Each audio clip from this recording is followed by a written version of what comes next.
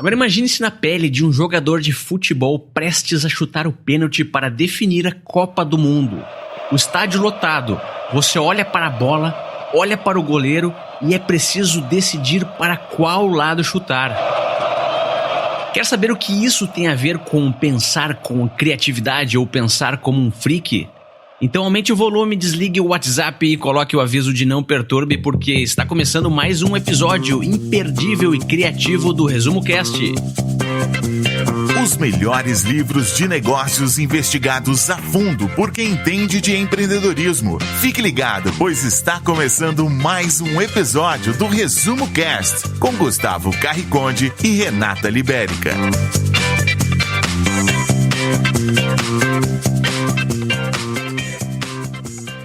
Steve Dubner, jornalista do New York Times e apresentador do podcast americano Freakonomics, é o autor desse livro junto com o seu parceiro Steven Levitt.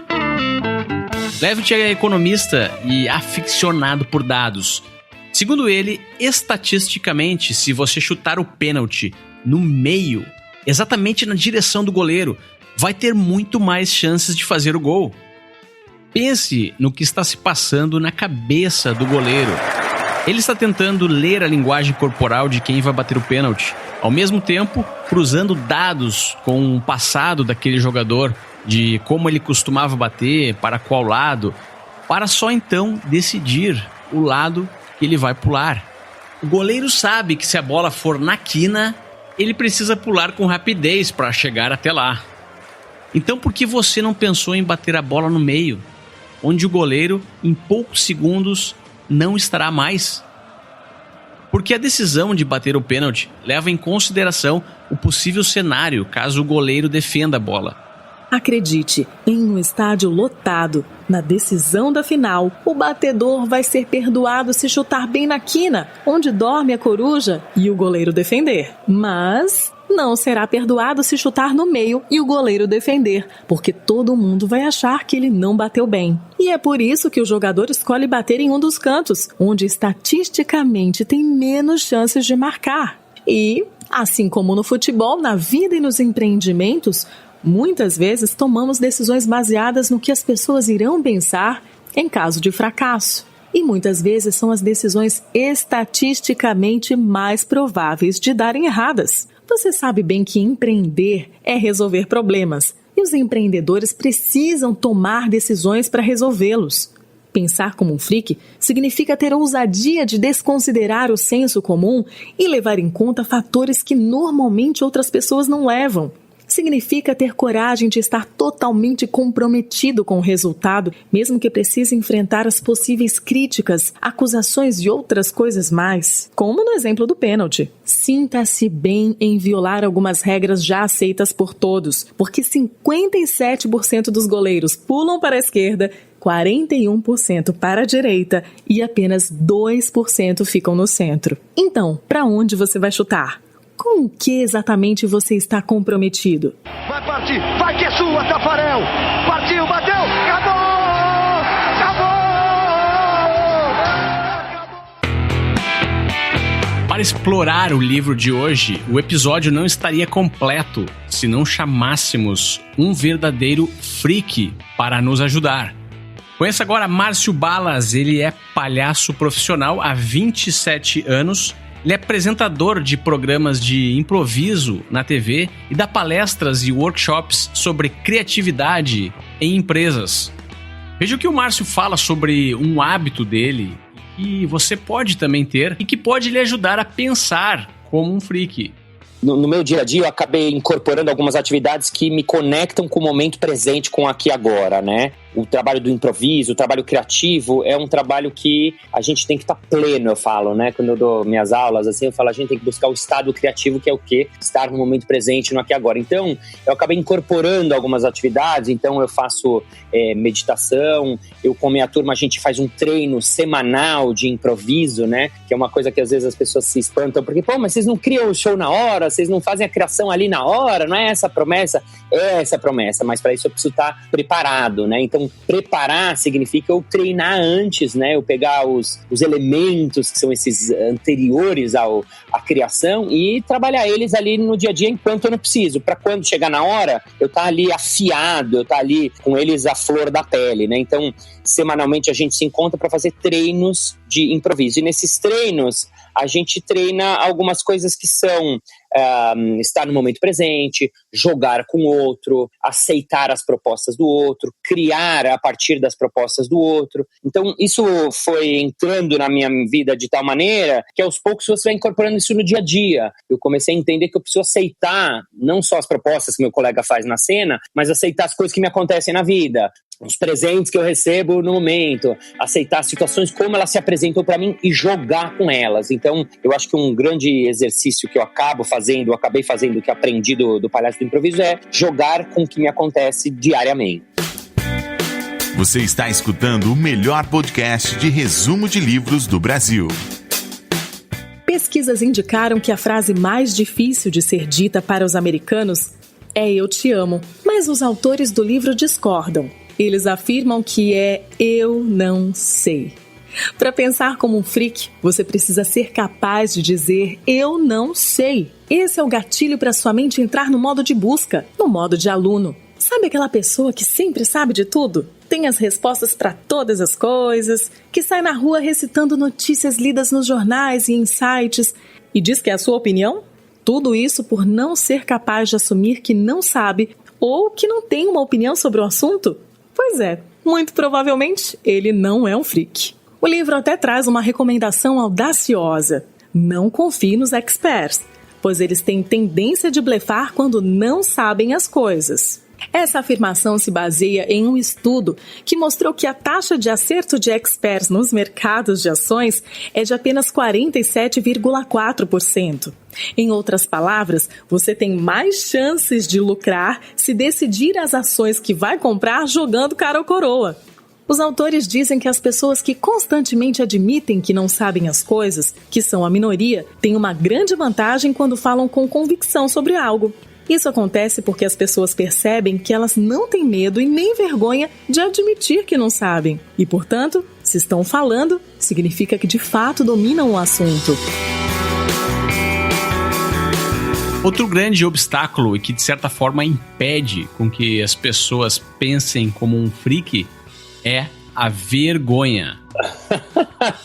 Vergonha é uma palavra que qualquer um que trabalha com comédia, com palhaço, assim, já morou tanto nela que a gente vai perdendo ela, assim. Então é interessante isso que você está falando, porque como a gente trabalha muito em situações que nos deixam, assim, eu já fiz muitas vezes público de 6 pessoas, né? Eu já tive números que não deram certo, eu já tive esse flop que a gente chama, né? Essa falha, né? Aconteceu muitas vezes na minha vida. Eu tentei fazer uma piada e não rolou. Eu tentei fazer uma cena legal e não rolou. Eu tentei fazer uma coisa que eu achava incrível e não deu certo. Então a gente vai ficando um pouco acostumado, digamos assim, com essa tal dessa vergonha, e isso vai libertando a gente, é uma coisa interessante, né? Eu, por exemplo, hoje algumas pessoas falam: nossa, Balas, você faz o que você quer, né? E eu acho que, assim, no sentido de, por exemplo, eu gosto de usar saia, mas muitos anos eu falei: pô, por que homem não pode usar saia? Eu falei pra minha esposa: pô, amor, eu gosto de saia, eu vejo vocês usar, por que eu não posso usar? Eu vou usar a saia. E comecei a usar, e eu acho legal.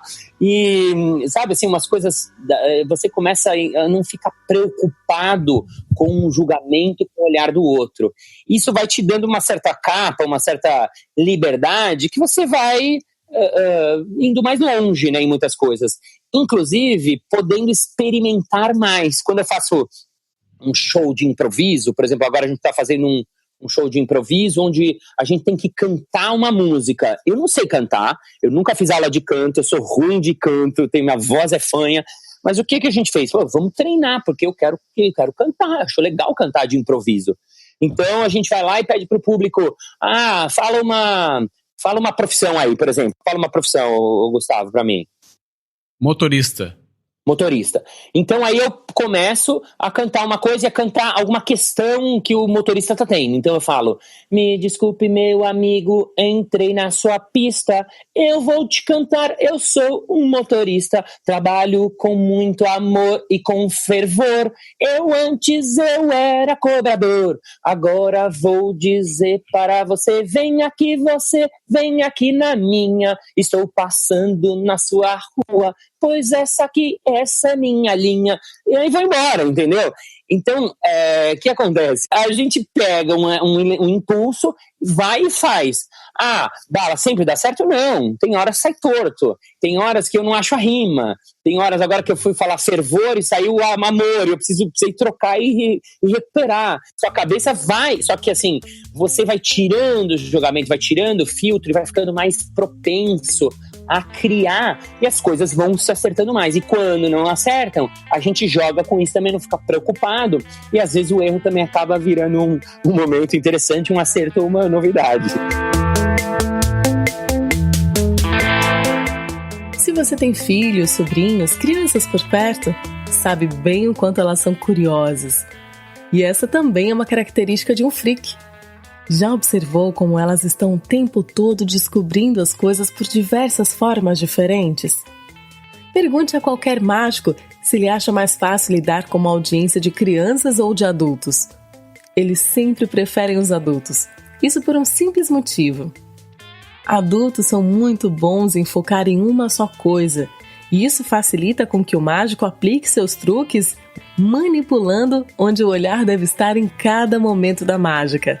Crianças olham para todos os detalhes de maneira aleatória. Não se fixam em um só ponto. Por isso conseguem descobrir com mais facilidade o lenço escondido no bolso ou o coelho da cartola. Um freak se comporta como uma criança. Ele olha para tudo e aceita tudo. Assim como uma criança, ele diz sim primeiro, para então manter o fluxo.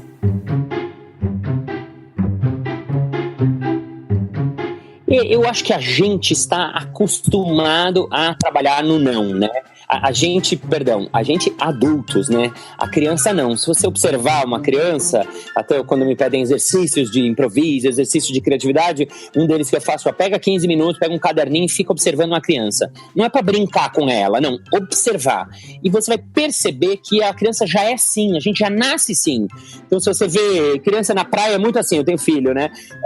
Minha filha chega na praia, ela fica olhando, assim, meio tímida, assim, dá 10 minutos, ela tá brincando com as pessoas, das crianças da idade dela, das barraquinhas ao lado, da idade de maior, menor, estão fazendo um jogo lá e alguém fala, pega, pega, e sai correndo e todo mundo vai jogar pega, pega. Aí alguém fala, pro mar, e sai correndo todo mundo pro mar. Quer dizer, sim, eles estão nessa performance, nesse mindset de dizer sim. Quando a gente vai crescendo, a gente vai tendo o nosso julgamento. Acho que esse é das grandes barreiras, um dos grandes bloqueios da criatividade. O julgamento. O julgamento é essa vozinha que mora na nossa cabeça, que primeiro é muito comum julgar o outro, de ficar achando que o outro, não, olha esse aqui, é muito diferente de mim, nossa, esse cara é estranho, nossa, esse aí não sei o que lá, nossa, esse aí tem trancinha, esse aí não... Né? A gente é muito julgador, para com o outro e para com a gente mesmo, né? Essa vozinha que mora na nossa cabeça, a gente tá muito preso a essa vozinha que eu chamo do julgamento, do filtro, que bloqueia muitas vezes as coisas criativas. Então, a gente está muito acostumado a trabalhar no não. É muito comum, eu trabalho muito no corporativo, é muito comum as pessoas, se a gente fizer tal coisa, não, acho que isso não vai rolar.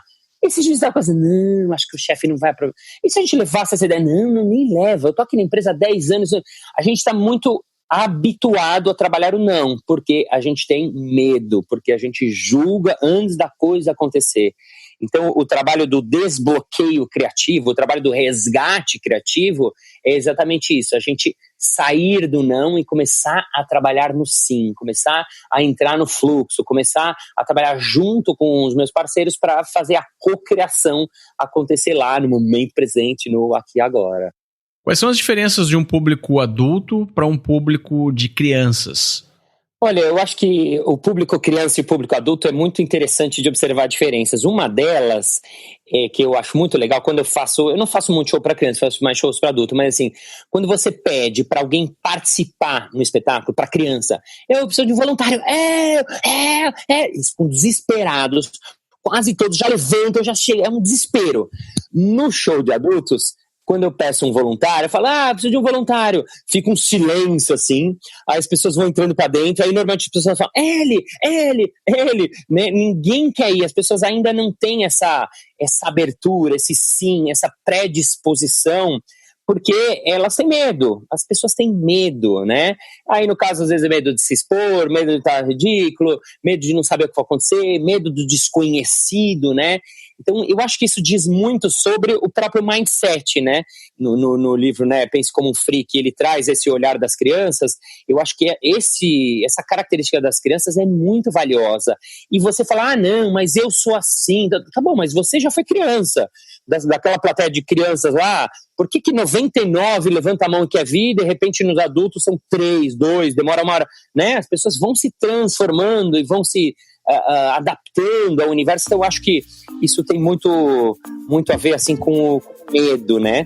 Criança, ela joga com o erro, ela lida com o erro de uma maneira muito mais fácil, natural e usual.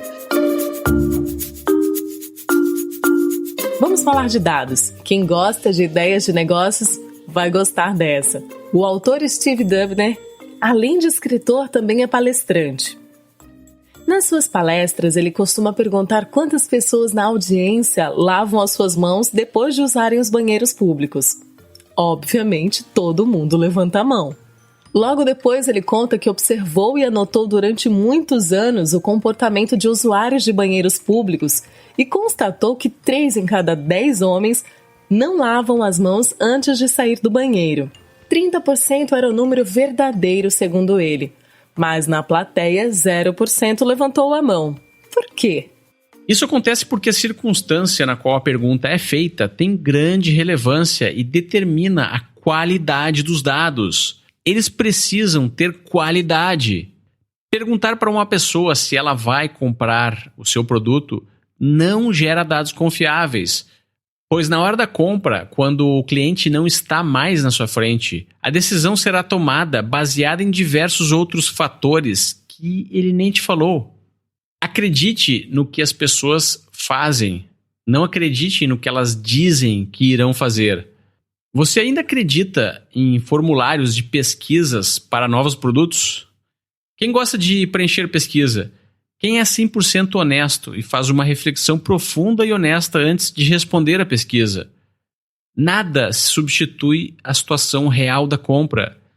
Se você não tem nada para oferecer para o seu cliente, para que ele faça algum tipo de compra, qualquer espécie, não perca tempo construindo o seu negócio em torno de pesquisas. Se você tiver uma ideia, não peça feedback para parente ou qualquer pessoa que tenha uma conexão emocional com você.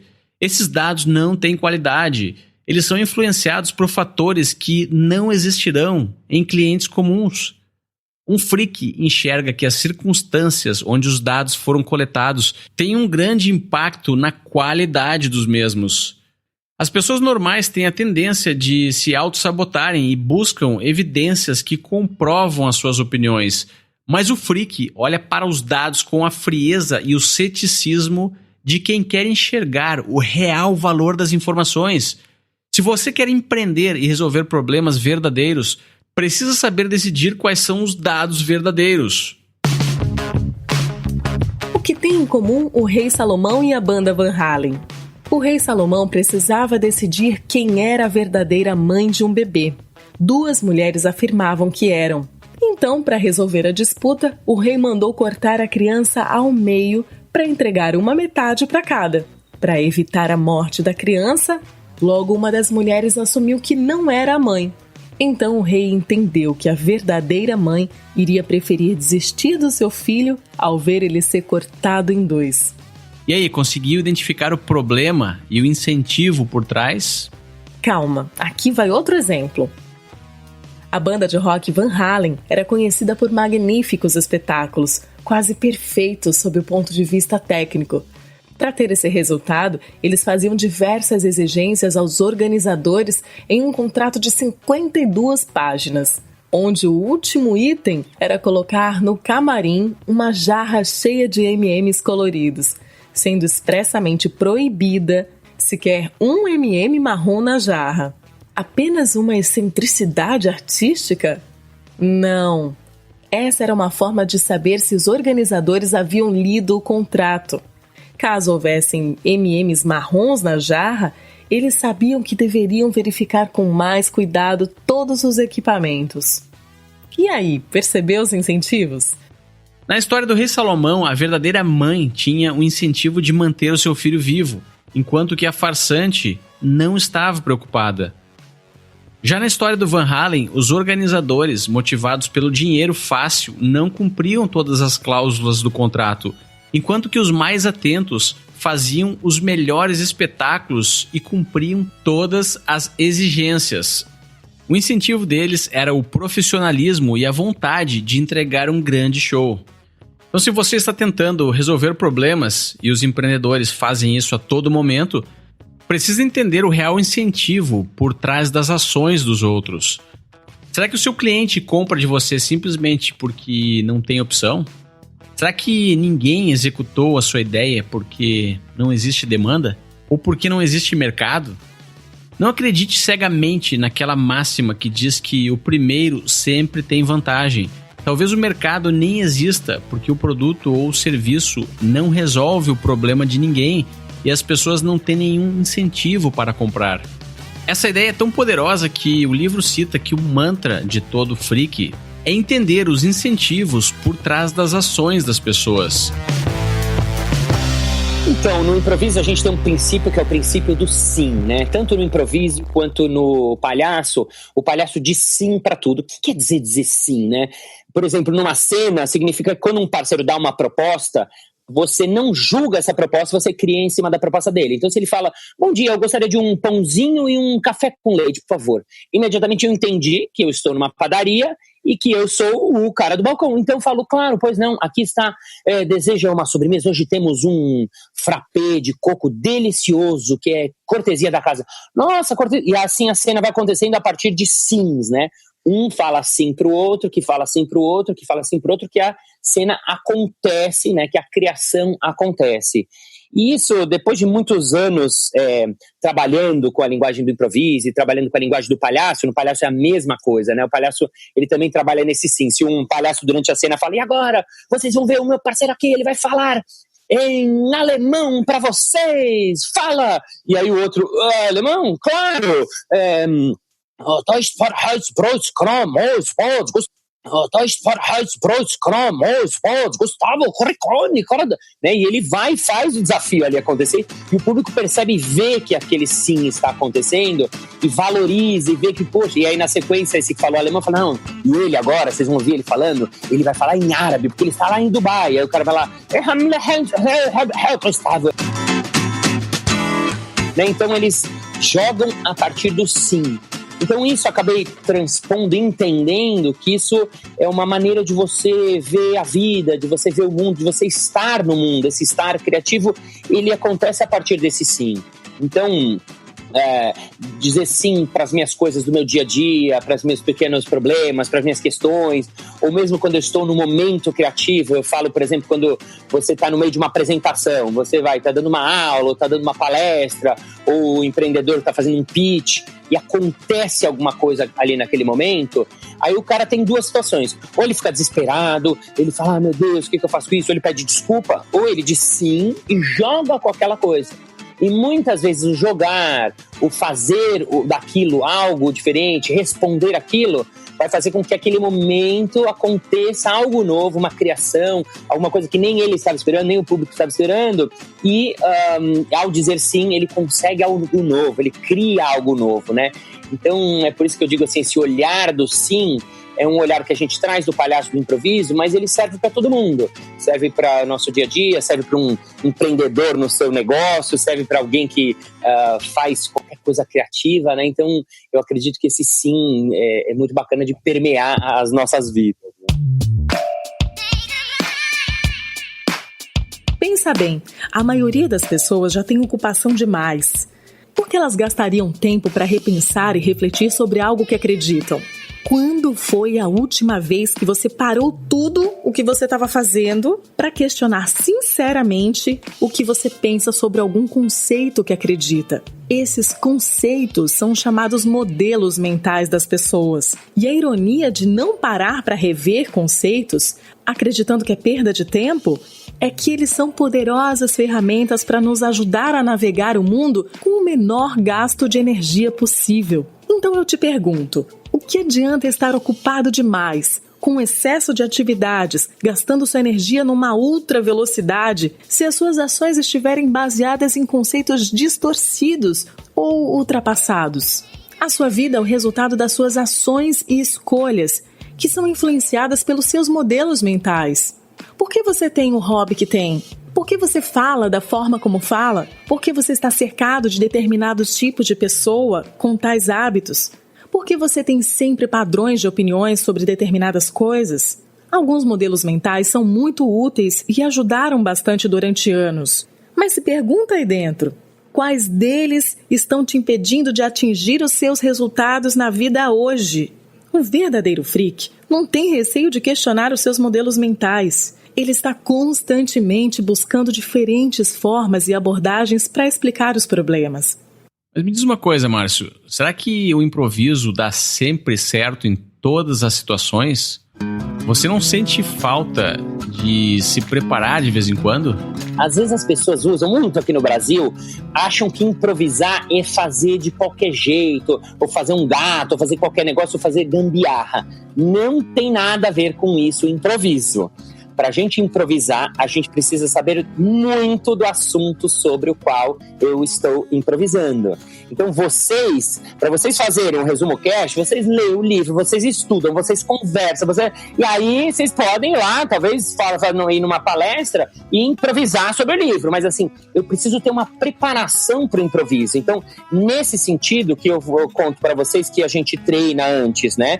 A gente precisa se preparar, porque improvisar não é fazer de qualquer jeito, porque senão sai qualquer coisa. Então, o lance é assim, eu me preparar, eu estar pronto para o que vai acontecer, e daí eu lanço. Eu fazer, por isso que muitas vezes, né, isso tem a ver no mundo do empreendedorismo com MVP, né? Eu estudo, faço, uma hora que eu sinto que eu já tenho, né, já estou com conhecimento suficiente, aí eu lanço alguma coisa, eu lanço um pequeno projeto, eu lanço uma tentativa, eu experimento um cliente, eu faço, né? É assim que a gente trabalha. Quando a gente faz um jogo novo, a gente treina até uma hora que a gente fala, está ok, acho que dá para jogar para o público. Porque se a gente for fazer assim de primeira para o público, vai sair qualquer coisa. Então, nesse sentido de que a gente faz o improviso acontecer, testar rápido, fazer a coisa acontecer, e aí a gente vai colher o feedback na hora ali, e aí vai adaptando, e aí vai mudando, e aí vai fazendo a coisa acontecer conforme o momento presente ali, no nosso caso, no teatro, no palco, né? Pensar de forma criativa hoje em dia não é mais uma commodity. É uma habilidade tão poderosa que praticamente é o que nos diferencia e nos dá vantagem sobre as máquinas. Não só para quem está buscando um emprego, mas também para quem está construindo um empreendimento. A capacidade de ser criativo vai lhe permitir tomar melhores decisões. A qualidade do empreendimento é um resultado direto da qualidade do empreendedor. Márcio, na sua opinião, pensar como um freak ou ser mais criativo envolve uma mudança de mindset? Eu acho que sim, trata-se da gente fazer uma reprogramação, da gente ir mudando o nosso mindset. Porque quando a gente começa a estar menos julgador, estar mais livre, estar mais brincando. Eu falo que uma das coisas para a gente ser criativo é a gente acreditar que é criativo. Essa é a primeira coisa. Acho que para virar freak, para pensar como freak, a primeira coisa que eu preciso é estar aberto e querer ser freak também, ser tudo, né? Ter essa possibilidade. Se eu tiver essa abertura, eu vou ser mais freak na minha vida. A criatividade é a mesma coisa. Então eu preciso acreditar e preciso começar a mudar o meu mindset. Como é que muda esse mindset? Ouvindo o resumo cast de vocês e, né, abrindo a cabeça, lendo coisas, vendo coisas, ouvindo o meu Balascast, momento merchan, que é o meu podcast que eu faço, né? Então, quando um cara vem buscar meu curso de improviso, o cara fala, Balas, eu sou de RH, eu sou de TI, mas eu vim... é muito legal, porque o cara está abrindo a cabeça dele. Quando o cara vai por uma experiência nova, às vezes pergunta-me, Balas, como eu faço para ser criativo? Me fala, outro dia eu fiz um post disso, dicas para ser criativo. Eu coloquei assim, almoce diferente. Vai almoçar com gente que não é aquela que você almoça todo dia da sua empresa. Vai almoçar com um cara que você nunca almoça. Vai almoçar num restaurante que você nunca almoça. Come um rango que você nunca almoça. Vai num restaurante totalmente novo e fica observando. Isso, observa uma criança. Fica olhando uma criança 15 minutos com um caderninho. Vai anotando. O que ela tem de interessante, o que ela tem de diferente. Diga sim durante um dia, né? Esse é um desafio que eu faço às vezes. Fala sim um dia inteiro. Se propõe, hoje vai ser o dia do sim. Eu faço esse exercício para as pessoas. E anota no caderninho os momentos que você ia dizer não, porque você está fazendo exercício, você diz sim. O que aconteceu? Que experiência você teve? Ou então, se foi impossível, você teve que dizer não. Meu filho queria ser jogado na janela, era impossível. Tá bom, anota lá. E aí você vai ver o que vai acontecer. Então, essa mudança de mindset passa pela nossa vontade de mudar. Daí você treina a mudar, daí você muda, e aí quando você menos percebe, você já é aquilo que você tá querendo. Outra grande dica do livro é pensar pequeno. Calma, isso não significa que você deva desistir do seu grande sonho. Primeiro porque grandes problemas já estão disputados por muita gente. Pequenos problemas, por outro lado, recebem menos atenção, e é aí que estão as oportunidades. Segundo, porque grandes problemas são compostos de pequenos problemas. Resolver um pequeno significa estar mais próximo da solução de um outro problema maior. Terceiro, mudar de hábitos e a maneira como as pessoas já fazem as coisas é muito difícil. A solução para um problema menor é mais fácil então de ser implementada, porque irá representar menos resistência por parte do público. E, finalmente, o quarto motivo pelo qual você deve resolver problemas pequenos é que a sua solução é mais rápida de ser implementada e a recompensa também vem mais rápido. Steven Levitt, um dos autores do livro, declarou certa vez em um evento que as duas coisas que fazem dele um freak são: número 1, a sua capacidade de olhar para os dados, informações e problemas e encontrar sentido naquilo tudo, mesmo que seja uma quantidade imensa de dados. E a segunda coisa, olha que interessante, é a sua falta completa de vergonha de trazer ideias a público, mesmo que aparentemente as outras pessoas possam achar elas absurdas. Para concluir, tome nota das ferramentas de um freak. Aprenda a dizer não sei. Aprenda a descobrir os incentivos que motivam as pessoas a agirem. Resolva problemas pequenos. Faça as respostas certas. Faça as perguntas certas. Olhe os problemas por outro ângulo. Márcio Balas, quem quiser conhecer melhor o teu trabalho, vai aonde? Quem quiser conhecer minhas coisas, marciobalas.com.br. Faço palestras de improviso e criatividade nas empresas, faço workshop de improviso e criatividade nas empresas. Se você está ouvindo isso no ano de 2018, eu estou em cartaz com meu solo Bagagem, que é um solo de improviso totalmente improvisado para você que quiser ver. E tem o Balascast, que é o meu podcast que eu faço semanalmente. E para terminar, vou fazer também uma poesia de improviso que eu tive vontade agora, que diz o seguinte: estamos aqui hoje, estamos de bobeira. Você nem está sabendo, mas hoje é quarta-feira. Tem gente ouvindo que é inteligente, tem gente que é muito sensata, mas quem faz comentários incríveis é ela daqui, a Renata. Ela que é bacana e tem ele que não é bravo. Foi a única rima que eu achei para falar aqui do Gustavo, que eu achei muito legal. E pro país dele um dia eu vai, porque olha que inveja ele está em Dubai. E só para terminar, porque aqui só tem os the best. Este de hoje foi o Resumo Cast. Foi de improviso, foi possível.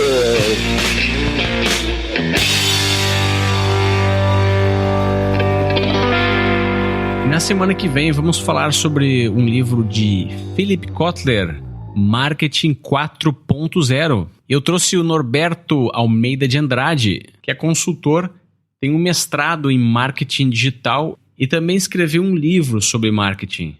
Infelizmente, tem esses camaradas que gostam de fazer muito essa coisa de showman, né, de fazer a fórmula do lançamento incrível. Se fosse assim, qualquer um seria empresário e daqui a pouco você fica rico em meses, né? Se fosse tão fácil assim, né? Enfim. E aí, você fala essa questão, a entrega de valor ela é muito interessante, porque você vai perceber que, de duas uma, ou o cara cria uma expectativa e depois ele morre, porque a tendência é o cara morrer. Ou ele entrega, de fato, esse valor e mostra que ele tem conteúdo, ou ele pode até fazer um estardalhaço num primeiro momento. Ele vai ali ganhando dinheiro, ou depois ele some. E o Resumo Cast vai ficando por aqui. Um agradecimento especial a todos que contribuíram para a produção desse episódio, ao André Macan, ao Toniel Dias, Roberto Arashiro, ao tio Rafa e a todos os tribers do Resumo Cast Tribos. Principalmente obrigado a você, que é a razão do Resumo Cast existir. Lembre-se disso, os problemas já são difíceis demais para serem resolvidos, então não piore as coisas dizendo para você mesmo que não tem solução.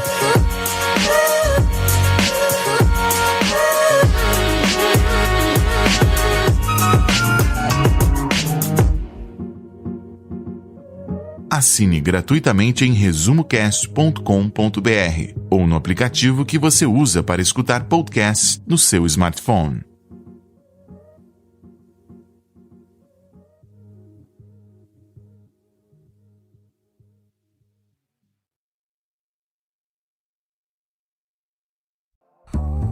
Se você gosta de assistir vídeos gratuitos sobre livros para empreendedores, sabia que já estão disponíveis no canal do YouTube do Resumo Cast os resumos dos livros em vídeo dos últimos episódios da temporada 3? Basta abrir o seu aplicativo do YouTube ou o site do YouTube no seu computador e procurar pelo nosso canal digitando Resumo Cast. Te vejo por lá.